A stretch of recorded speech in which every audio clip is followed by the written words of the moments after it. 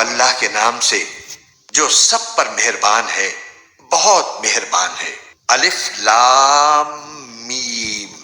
اللہ وہ ہے جس کے سوا کوئی معبود نہیں، جو سدا زندہ ہے، جو پوری کائنات سنبھالے ہوئے ہے۔ اس نے تم پر وہ کتاب نازل کی ہے جو حق پر مشتمل ہے، جو اپنے سے پہلی کتابوں کی تصدیق کرتی ہے، اور اسی نے تورات اور انجیل اتاری جو اس سے پہلے لوگوں کے لیے مجسم ہدایت بن کر آئی تھیں، اور اسی نے حق و باطل کو پرکھنے کا معیار نازل کیا۔ بے شک جن لوگوں نے اللہ کی آیتوں کا انکار کیا ہے ان کے لیے سخت عذاب ہے، اور اللہ زبردست اقتدار کا مالک اور برائی کا بدلہ دینے والا ہے۔ یقین رکھو کہ اللہ سے کوئی چیز چھپ نہیں سکتی، نہ زمین میں نہ آسمان میں۔ وہی ہے جو ماؤں کے پیٹ میں جس طرح چاہتا ہے تمہاری صورتیں بناتا ہے، اس کے سوا کوئی معبود نہیں۔ وہ زبردست اقتدار کا بھی مالک ہے، اعلیٰ درجے کی حکمت کا بھی۔ اے رسول، وہی اللہ ہے جس نے تم پر کتاب نازل کی ہے، جس کی کچھ آیات تو محکم ہیں جن پر کتاب کی اصل بنیاد ہے، اور کچھ دوسری آیات متشابہ ہیں۔ اب جن لوگوں کے دلوں میں ٹیڑھ ہے وہ ان متشابہ آیتوں کے پیچھے پڑے رہتے ہیں تاکہ فتنہ پیدا کریں اور ان آیتوں کی تعویلات تلاش کریں، حالانکہ ان آیتوں کا ٹھیک ٹھیک مطلب اللہ کے سوا کوئی نہیں جانتا۔ اور جن لوگوں کا علم پختہ ہے وہ یہ کہتے ہیں کہ ہم اس مطلب پر ایمان لاتے ہیں جو اللہ کو معلوم ہے۔ سب کچھ ہمارے پروردگار ہی کی طرف سے ہے، اور نصیحت وہی لوگ حاصل کرتے ہیں جو عقل والے ہیں۔ ایسے لوگ یہ دعا کرتے ہیں کہ اے ہمارے رب، تو نے ہمیں جو ہدایت عطا فرمائی ہے اس کے بعد ہمارے دلوں میں ٹیڑھ پیدا نہ ہونے دے، اور خاص اپنے پاس سے ہمیں رحمت عطا فرما۔ بے شک تیری اور صرف تیری ذات وہ ہے جو بے انتہا بخشش کی خوگر ہے۔ ہمارے پروردگار، تو تمام انسانوں کو ایک ایسے دن جمع کرنے والا ہے جس کے آنے میں کوئی شک نہیں۔ بے شک اللہ اپنے وعدے کی خلاف ورزی نہیں کرتا۔ حقیقت یہ ہے کہ جن لوگوں نے کفر اپنا لیا ہے، اللہ کے مقابلے میں نہ ان کی دولت ان کے کچھ کام آئے گی، نہ ان کی اولاد، اور وہی ہیں جو آگ کا ایندھن بن کر رہیں گے۔ ان کا حال فرعون اور ان سے پہلے کے لوگوں کے معاملے جیسا ہے۔ انہوں نے ہماری آیتوں کو جھٹلایا، چنانچہ اللہ نے ان کو ان کے گناہوں کی وجہ سے پکڑ میں لے لیا، اور اللہ کا عذاب بڑا سخت ہے۔ جن لوگوں نے کفر اپنا لیا ہے ان سے کہہ دو کہ تم مغلوب ہوگے اور تمہیں جمع کر کے جہنم کی طرف لے جایا جائے گا، اور وہ بہت برا بچھونا ہے۔ تمہارے لیے ان دو گروہوں کے واقعے میں بڑی نشانی ہے جو ایک دوسرے سے ٹکرائے تھے۔ ان میں سے ایک گروہ اللہ کے راستے میں لڑ رہا تھا، اور دوسرا کافروں کا گروہ تھا جو اپنے آپ کو کھلی آنکھوں ان سے کئی گنا زیادہ دیکھ رہا تھا۔ اور اللہ جس کی چاہتا ہے اپنی مدد سے تائید کرتا ہے۔ بے شک اس واقعے میں آنکھوں والوں کے لیے عبرت کا بڑا سامان ہے۔ لوگوں کے لیے ان چیزوں کی محبت خوشنما بنا دی گئی ہے جو ان کی نفسانی خواہش کے مطابق ہوتی ہیں، یعنی عورتیں، بچے، سونے چاندی کے لگے ہوئے ڈھیر، نشان لگائے ہوئے گھوڑے، چوپائے اور کھیتیاں۔ یہ سب دنیاوی زندگی کا سامان ہے، لیکن ابدی انجام کا حسن تو صرف اللہ کے پاس ہے۔ کہہ دو، کیا میں تمہیں وہ چیزیں بتاؤں جو ان سب سے کہیں بہتر ہیں؟ جو لوگ تقوی اختیار کرتے ہیں ان کے لیے ان کے رب کے پاس وہ باغات ہیں جن کے نیچے نہریں بہتی ہیں، جن میں وہ ہمیشہ رہیں گے، اور پاکیزہ بیویاں ہیں، اور اللہ کی طرف سے خوشنودی ہے، اور تمام بندوں کو اللہ اچھی طرح دیکھ رہا ہے۔ یہ وہ لوگ ہیں جو کہتے ہیں کہ اے ہمارے پروردگار، ہم آپ پر ایمان لے آئے ہیں، اب ہمارے گناہوں کو بخش دیجئے اور ہمیں دوزخ کے عذاب سے بچا لیجئے۔ یہ لوگ بڑے صبر کرنے والے ہیں، سچائی کے خوگر ہیں، عبادت گزار ہیں، اللہ کی خوشنودی کے لیے خرچ کرنے والے ہیں، اور سحری کے اوقات میں استغفار کرتے رہتے ہیں۔ اللہ نے خود اس بات کی گواہی دی ہے، اور فرشتوں اور اہل علم نے بھی، کہ اس کے سوا کوئی معبود نہیں جس نے انصاف کے ساتھ کائنات کا انتظام سنبھالا ہوا ہے، اس کے سوا کوئی عبادت کے لائق نہیں جس کا اقتدار بھی کامل ہے، حکمت بھی کامل۔ بے شک معتبر دین تو اللہ کے نزدیک اسلام ہی ہے، اور جن لوگوں کو کتاب دی گئی تھی انہوں نے الگ راستہ لا علمی میں نہیں بلکہ علم آ جانے کے بعد محض آپس کی ضد کی وجہ سے اختیار کیا۔ اور جو شخص بھی اللہ کی آیتوں کو جھٹلائے تو اسے یاد رکھنا چاہیے کہ اللہ بہت جلد حساب لینے والا ہے۔ پھر بھی اگر یہ لوگ تم سے جھگڑیں تو کہہ دو کہ میں نے تو اپنا رخ اللہ کی طرف کر لیا ہے، اور جنہوں نے میری اتباع کی ہے انہوں نے بھی۔ اور اہل کتاب سے اور عرب کے ان پڑھ مشرکین سے کہہ دو کہ کیا تم بھی اسلام لاتے ہو؟ پھر اگر وہ اسلام لے آئیں تو ہدایت پا جائیں گے، اور اگر انہوں نے منہ موڑا تو تمہاری ذمہ داری صرف پیغام پہنچانے کی حد تک ہے، اور اللہ تمام بندوں کو خود دیکھ رہا ہے۔ جو لوگ اللہ کی آیتوں کو جھٹلاتے ہیں اور نبیوں کو ناحق قتل کرتے ہیں اور انصاف کی تلقین کرنے والوں کو بھی قتل کرتے ہیں، ان کو دردناک عذاب کی خوشخبری سنا دو۔ یہ وہ لوگ ہیں جن کے اعمال دنیا اور آخرت میں غارت ہو چکے ہیں، اور ان کو کسی قسم کے مددگار نصیب نہیں ہوں گے۔ کیا تم نے ان لوگوں کو نہیں دیکھا جنہیں کتاب کا ایک حصہ دیا گیا تھا کہ انہیں اللہ کی کتاب کی طرف دعوت دی جاتی ہے تاکہ وہ ان کے درمیان فیصلہ کرے؟ اس کے باوجود ان میں سے ایک گروہ منہ موڑ کر انحراف کر جاتا ہے۔ یہ سب اس لیے ہے کہ انہوں نے یہ کہا ہوا ہے کہ ہمیں گنتی کے چند دنوں کے سوا آگ ہرگز نہیں چھوئے گی، اور انہوں نے جو جھوٹی باتیں تراش رکھی ہیں انہوں نے ہی ان کے دین کے معاملے میں ان کو دھوکے میں ڈال دیا ہے۔ بھلا اس وقت ان کا کیا حال ہوگا جب ہم انہیں ایک ایسے دن کا سامنا کرنے کے لیے جمع کر لائیں گے جس کے آنے میں ذرا بھی شک نہیں ہے، اور ہر شخص نے جو کچھ کمائی کی ہوگی وہ اس کو پوری پوری دے دی جائے گی، اور کسی پر کوئی ظلم نہیں ہوگا۔ کہو کہ اے اللہ، اے اقتدار کے مالک، تو جس کو چاہتا ہے اقتدار بخشتا ہے، اور جس سے چاہتا ہے اقتدار چھین لیتا ہے، اور جس کو چاہتا ہے عزت بخشتا ہے، اور جس کو چاہتا ہے رسوا کر دیتا ہے۔ تمام تر بھلائی تیرے ہی ہاتھ میں ہے، یقیناً تو ہر چیز پر قادر ہے۔ تو ہی رات کو دن میں داخل کرتا ہے اور دن کو رات میں داخل کرتا ہے، اور تو ہی بے جان چیز میں سے جاندار کو برآمد کر لیتا ہے اور جاندار میں سے بے جان چیز نکال لاتا ہے، اور جس کو چاہتا ہے بے حساب رزق عطا فرماتا ہے۔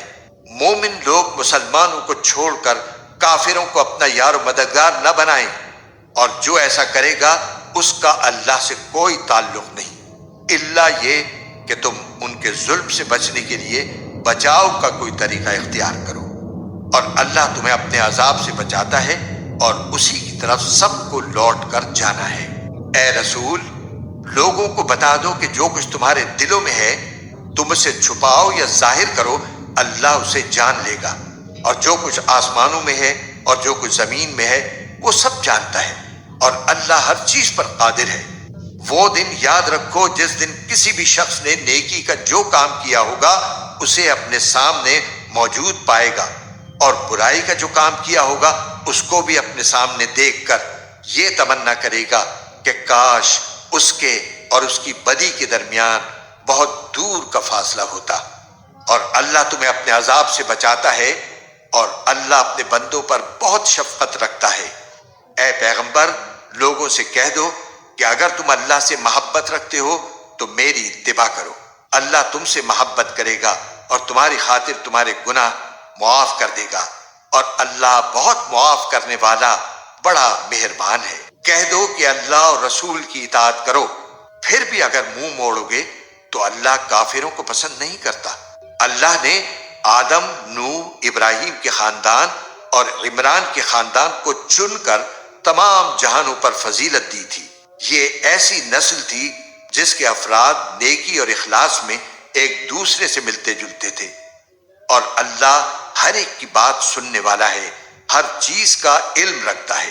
چنانچہ اللہ کے دعا سننے کا وہ واقعہ یاد کرو جب عمران کی بیوی نے کہا تھا کہ یا رب، میں نے نذر مانی ہے کہ میرے پیٹ میں جو بچہ ہے میں اسے ہر کام سے آزاد کر کے تیرے لیے وقف رکھوں گی، میری اس نذر کو قبول فرما، بے شک تو سننے والا ہے، ہر چیز کا علم رکھتا ہے۔ پھر جب ان سے لڑکی پیدا ہوئی تو وہ حسرت سے کہنے لگیں، یا رب، یہ تو مجھ سے لڑکی پیدا ہو گئی ہے، حالانکہ اللہ کو خوب علم تھا کہ ان کے یہاں کیا پیدا ہوا ہے، اور لڑکا لڑکی جیسا نہیں ہوتا، میں نے اس کا نام مریم رکھ دیا ہے، اور میں اسے اور اس کی اولاد کو شیطان مردود سے حفاظت کے لیے آپ کی پناہ میں دیتی ہوں۔ چنانچہ اس کے رب نے اس مریم کو بطریق احسن قبول کیا اور اسے بہترین طریقے سے پروان چڑھایا، اور زکریا اس کے سرپرست بنے۔ جب بھی زکریا ان کے پاس ان کی عبادت گاہ میں جاتے، ان کے پاس کوئی رزق پاتے۔ انہوں نے پوچھا، مریم، تمہارے پاس یہ چیزیں کہاں سے آئیں؟ وہ بولی، اللہ کے پاس سے، اللہ جس کو چاہتا ہے بے حساب رزق دیتا ہے۔ اس موقع پر زکریا نے اپنے رب سے دعا کی، کہنے لگے، یا رب، مجھے خاص اپنے پاس سے پاکیزہ اولاد عطا فرما دے، بے شک تو دعا کا سننے والا ہے۔ چنانچہ ایک دن جب زکریا عبادت گاہ میں نماز پڑھ رہے تھے، فرشتوں نے انہیں آواز دی کہ اللہ آپ کو یحییٰ کی پیدائش کی خوشخبری دیتا ہے، جو اس شان سے پیدا ہوں گے کہ اللہ کے ایک کلمے کی تصدیق کریں گے، لوگوں کے پیشوا ہوں گے، اپنے آپ کو نفسانی خواہشات سے مکمل طور پر روکے ہوئے ہوں گے، اور نبی ہوں گے، اور ان کا شمار راست بازوں میں ہوگا۔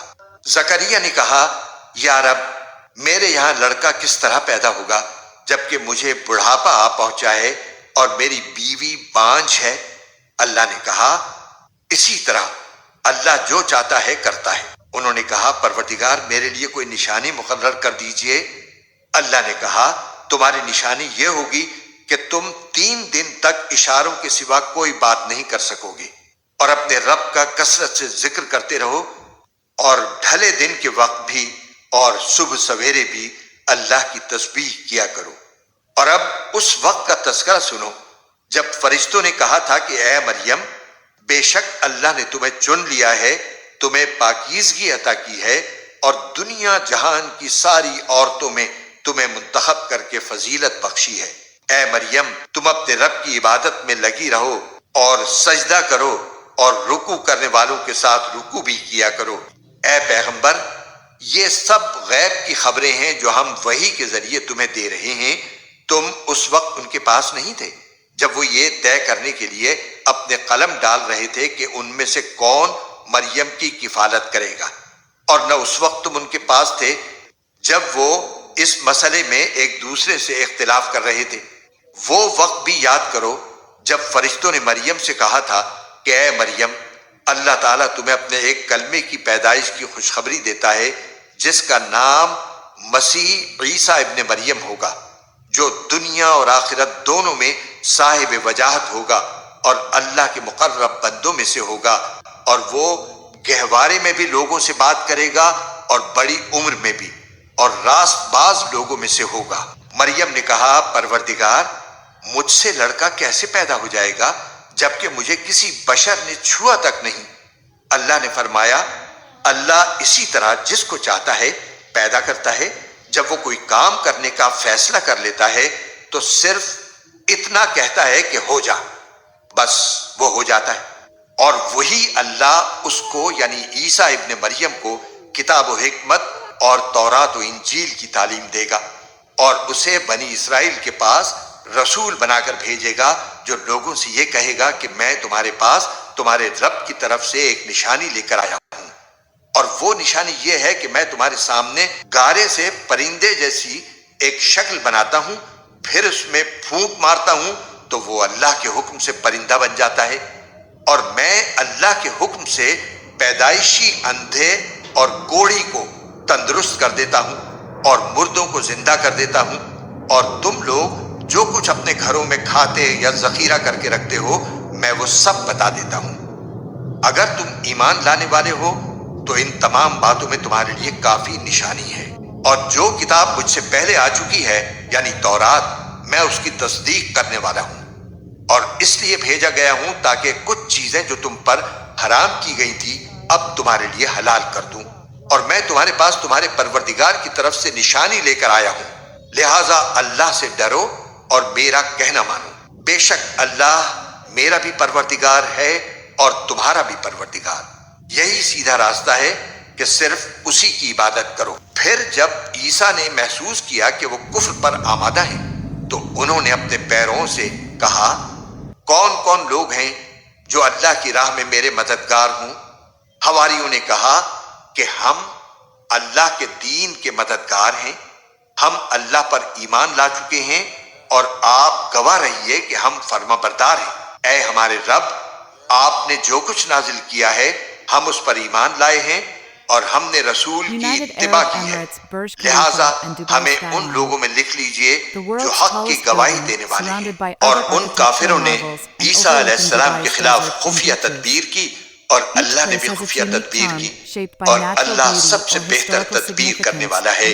اس کی تدبیر اس وقت سامنے آئی جب اللہ نے کہا تھا کہ اے عیسیٰ، میں تمہیں صحیح سالم واپس لے لوں گا اور تمہیں اپنی طرف اٹھا لوں گا، اور جن لوگوں نے کفر اپنا لیا ہے ان کی ایذا سے تمہیں پاک کر دوں گا، اور جن لوگوں نے تمہاری اتباع کی ہے ان کو قیامت کے دن تک ان لوگوں پر غالب رکھوں گا جنہوں نے تمہارا انکار کیا ہے۔ پھر تم سب کو میرے پاس لوٹ کر آنا ہے، اس وقت میں تمہارے درمیان ان باتوں کا فیصلہ کروں گا جن میں تم اختلاف کرتے تھے۔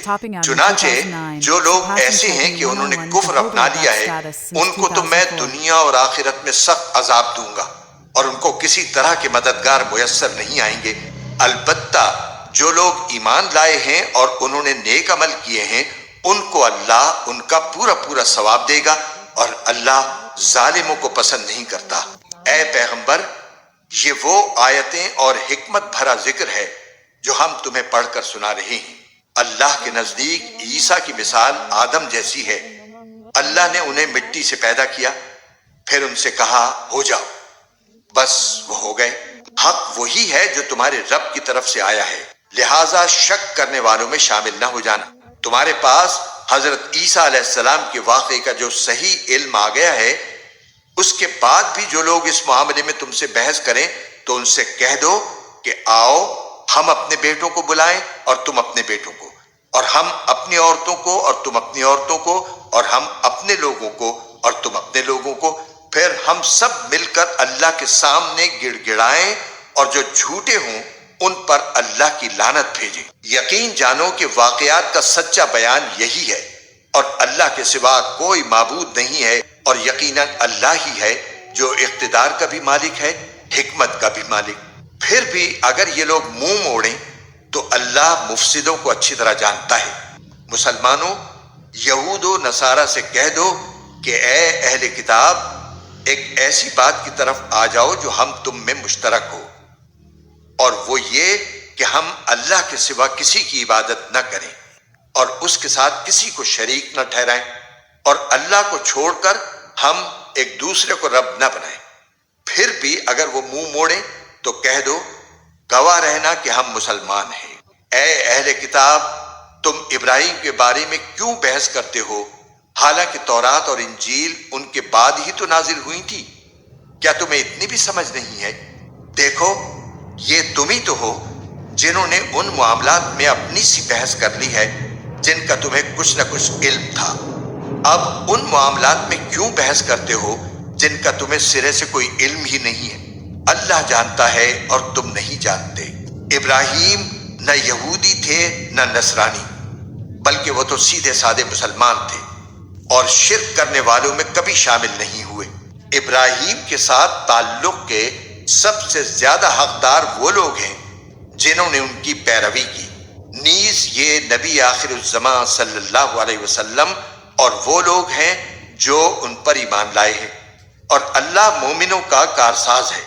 مسلمانوں، اہل کتاب کا ایک گروہ یہ چاہتا ہے کہ تم لوگوں کو گمراہ کر دے، حالانکہ وہ اپنے سوا کسی اور کو گمراہ نہیں کر رہے ہیں، اگرچہ انہیں اس کا احساس نہیں ہے۔ اے اہل کتاب، اللہ کی آیتوں کا کیوں انکار کرتے ہو حالانکہ تم خود ان کے من جانب اللہ ہونے کے گواہ ہو؟ اے اہل کتاب، تم حق کو باطل کے ساتھ کیوں گڑبڑ کرتے ہو؟ اور کیوں جان بوجھ کر حق بات کو چھپاتے ہو؟ اہل کتاب کے ایک گروہ نے ایک دوسرے سے کہا ہے کہ جو کلام مسلمانوں پر نازل کیا گیا ہے اس پر دن کے شروع میں تو ایمان لے آؤ اور دن کے آخری حصے میں اس سے انکار کر دینا، شاید اس طرح مسلمان بھی اپنے دین سے پھر جائیں، مگر دل سے ان لوگوں کے سوا کسی کی نہ ماننا جو تمہارے دین کے متبع ہیں۔ آپ ان سے کہہ دیجئے کہ ہدایت تو وہی ہدایت ہے جو اللہ کی دی ہوئی ہو۔ یہ ساری باتیں تم اس ضد میں کر رہے ہو کہ کسی کو اس جیسی چیز یعنی نبوت اور آسمانی کتاب کیوں مل گئی جیسی کبھی تمہیں دی گئی تھی، یا یہ مسلمان تمہارے رب کے آگے تم پر غالب کیوں آ گئے؟ آپ کہہ دیجئے کہ فضیلت تمام تر اللہ کے ہاتھ میں ہے، وہ جس کو چاہتا ہے دے دیتا ہے، اور اللہ بڑی وسعت والا ہے، ہر چیز کا علم رکھتا ہے۔